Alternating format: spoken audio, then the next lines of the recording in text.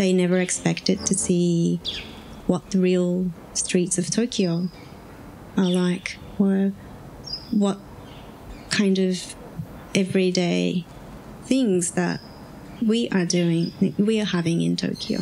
So people started to say even thank you for sharing and, letting them see what it actually is like in Tokyo or in Japan.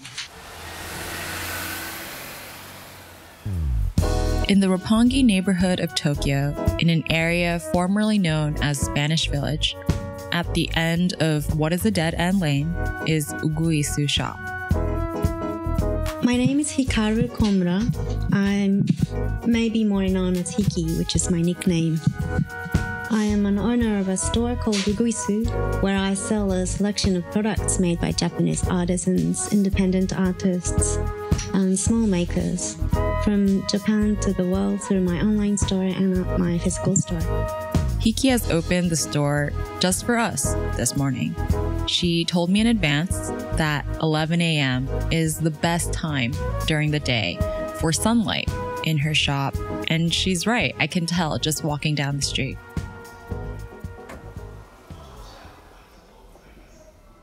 While walking from the Roppongi train station to Uguisu, a walk that really should only take about 10 minutes, we get lost. It turns out that the couple of roads in the area that she's in are a bit like a maze, and one wrong turn can get you headed in a large circle. As you walk from the station away from all the hustle and bustle,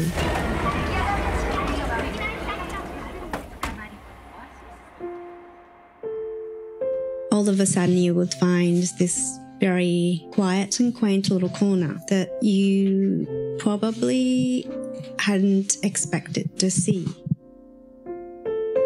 We pass residences and apartment blocks. The sun is slightly overhead in our eyes, and we don't pass a single person on the street. It's very quiet.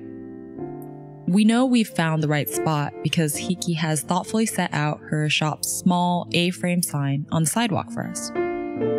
Otherwise, there's no signage on the building, and it's unapparent that anything commercial is going on here. The building that she's in is white and curved and covered in foliage. There's trees and leaves all outside her building. The architecture is organic, it's individual and one of a kind. All of the windows are different shapes and sizes, irregular. The walls are textured stucco in different patterns, waves and dashes and hatches. There's not a single doorknob or door frame that's the same as another. We find out later from Hiki that the building was originally a part of 5 apartment blocks that were built in 1936, and this one is just one of 3 remaining. And I am very lucky to be in here. So this building itself is quite unique to find in Tokyo. And so just the space itself, or the architecture itself, I get quite a good surprised reaction from people who visit here. So I'm very lucky with that, but not just to rely on the outside of the box of what I have. I try to, or I hope that people would find something that's unique, which is quite difficult to do in Tokyo, or I guess anywhere in the world. There are countless of stores online and physical. Try to be unique is a difficult thing, but it's a fun thing to try to. This is the first time that I'm meeting Hiki. To get to know her, similar to finding her store, requires intentionality. You have to be seeking her out. A mutual friend of ours connected the two of us. She greets us at the door. Inside, music is playing quietly, And besides the sunlight that's coming in from the window, there are only a few dim, yellow-tinged lights on. The feeling in the store is of wood and warmth. It's very tidy, but there are so many things for you to look at and appreciate. There are mobiles hanging from the ceiling and lanterns in a corner. Hiki is a native Tokyoite who studied abroad in Australia, hence the slight accent.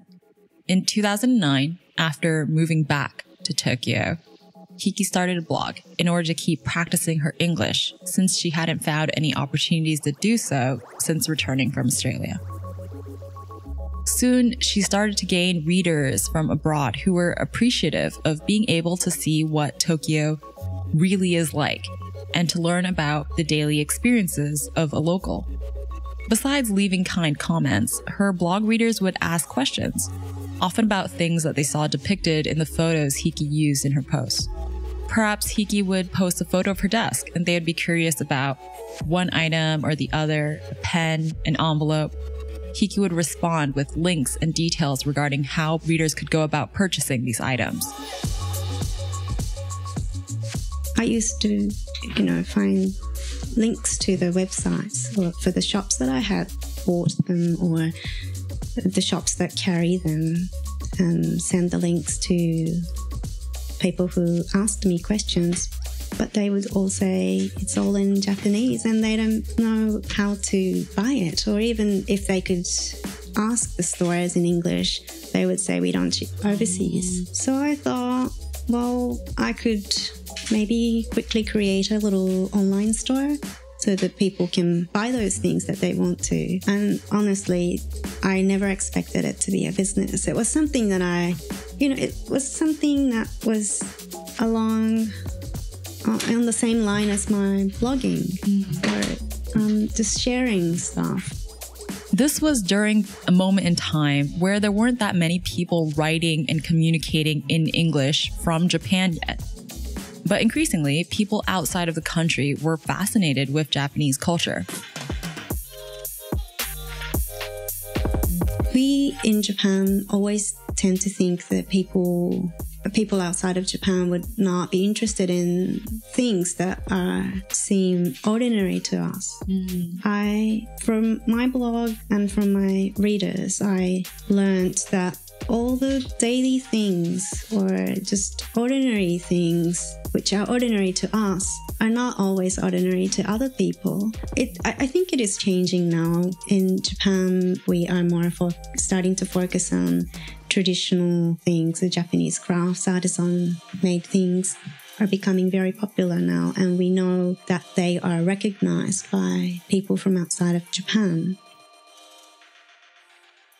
A simple notebook, a lifestyle magazine, a small coin dish, items that the Japanese find ordinary and wouldn't turn to for inspiration within the country were items Hiki found globally people were drawn to. In Japan, we tend to look for inspirations from Europe or North America. Everything Western seems very attractive. We don't think that Japanese magazines could attract people's interest or that they would seem appealing to other people. But I found everyone was talking about these Japanese magazines and they were wanting them even though they're not able to read them. Those images were attracting other people, and I thought that's very interesting and thought, why didn't I see that?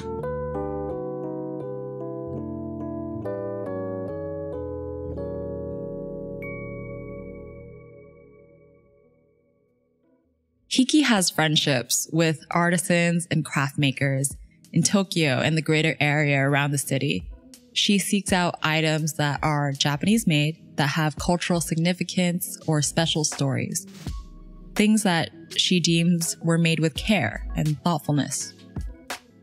And if you saw my online store or this store, you wouldn't probably see that it is very traditional or very Japanese. Like some Japanese customers would come in and they are they would say, "Oh, is this made in Japan? Is this Japanese?" And so you have quite a few Japanese things, and I would say, well, 90% Japanese made, but people don't expect that. Many of the items are crafted by contemporary makers using traditional Japanese techniques. There are earrings dyed with natural indigo grown in Yamagata, small ceramic plates that utilize an old Japanese dyeing method called katazome, handmade washi paper receipt books, a collection of hand-painted ceramics by Aya Yamanobe from Mashiko, a large pottery hub in the Kanto region. It's really nice for me to be in the store and get to see the physical objects. Mm-hmm. But even when I was just looking at them, like online and on your Instagram, I think the emotions they evoke is joy, and I feel happy when I look at a lot of the items nice. You select. And I was wondering if you think about that. Like if you pick items that bring people happiness or evoke a kind of pleasure. Definitely I do.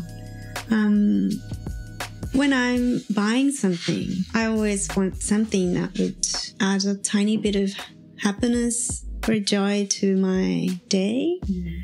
Otherwise, it's just something that you need. But I don't mean to sell things that don't mean anything to anyone. It would be nice to, especially online, if someone is buying all the way from overseas and things arrive all the way from Japan, I would like it to be a little bit special. Yeah. It's not like you're just clicking and buying things online and things arrive at your doorstep. I would like it to be a little bit different because I want to put a tiny bit of extra effort or anything personal or analog to it.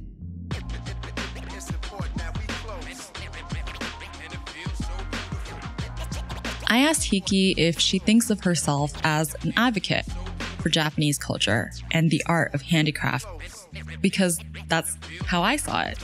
And she said no, she's modest. She shies away from this idea of having embarked on some heroic mission or painting herself as an ambassador of Tokyo creative culture. She envisions people coming to learn about Japanese culture through increasing awareness and fitting it into their lives in whatever way comes the most naturally. I would like to tell people, when I say people, it's mostly people who are not from here, people who are not familiar with Japanese culture or products as much. Through a product, I think there are many things that I can tell people about Japan. For instance, there are like small money pockets, money envelopes that I sell quite a few of them. People who are not accustomed to the culture of giving money placed in an envelope would see the envelopes as just envelopes for giving gifts or making collages or things like that, which is totally fine. But I think it would be nice to be able to also tell about what the original purpose of those products are. Small things like that. It doesn't matter if people see that or understand or even care. Maybe, you don't really care when you pick an envelope. You don't need to know a story behind it. It's just an envelope. But some people might like to know that kind of little background story.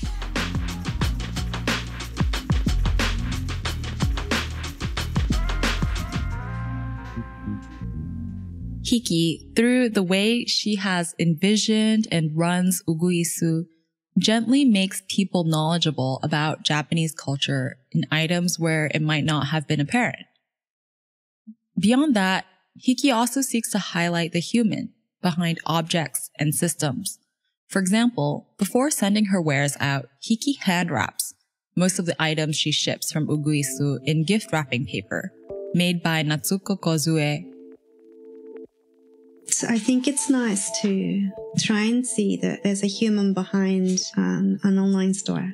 Sometimes you could forget that there's something who wrapped it or someone who packed it and shipped it. Although things have made really easy in this day, still so many people are behind all that things. So I try not to forget that, not just with something I do, but whenever I do things online. In addition to running her shop, Hiki works as a freelance web designer. In that regard, she is equally deliberate and makes it clear to her clients that there's a maker behind websites as well. At first, her freelance work was her main priority, and the shop was a side project. But as Uguisu grew increasingly successful, Hiki reevaluated. There was a time when I found it really difficult to do both of the freelance work and Uguisu work. I do it all by myself. So I was basically working every day, day and night, and I was really busy and didn't have time to rest. But I still had to do that. In a city where the pace is frenetic, and as a person whose personality makes her desire the best for her customers, her blog readers, and her clients, it took Hiki some time to learn that as important as it is to work hard, it's equally important to find time to rest. I don't do as much design work as I used to. And I am starting to be able to take less work outside of Uguisu. And also because I'm not able to overwork like I used to be able to, I am starting to feel that it is really important to make sure that you take a day off in a week and let your brain and body rest. Otherwise it wouldn't I am not able to create anything good, which is very common sense. I just couldn't think like that for a long time. But did you find after you opened the shop that it fulfilled you creatively in a different way? I guess so. I didn't realize that until maybe about 3-4 years since I started it, because this happened without a plan. For the first few years it was all about trials and errors. Like I was just trying this and trying that, and not everything worked out. So I was focusing on how to make it work. So I didn't really see how it might look from outside, how people might see what I do, or I really didn't care about those things. Uguisu emerged as an answer to questions that came up from a blog originally created by Hiki for her to practice English. In a way, Hiki set out to hone her own language skills and wound up providing a cultural education to others. Now, having been able to establish a steady clientele online and carved out her own nook in Roppongi, she sees an opportunity for Uguisu to become something more. Not just a solution for people overseas, but something meaningful for artists and makers in Japan. For the past 8 years since opening online store, like I said, for the most of it had been trying to make things work. From doing that, I started to see what I can do with Uguisu, what I can do what I can do through it. Those things are trying to help individual artists or small makers to be known outside of Japan. Some people don't even have their websites, or they don't know the ways to expose their work or to promote what they do, although they would really want for many more people to see their work. I think that I can do that through my store. And that's something meaningful, not just for myself, but to artists or makers, as well as people who want to find new things.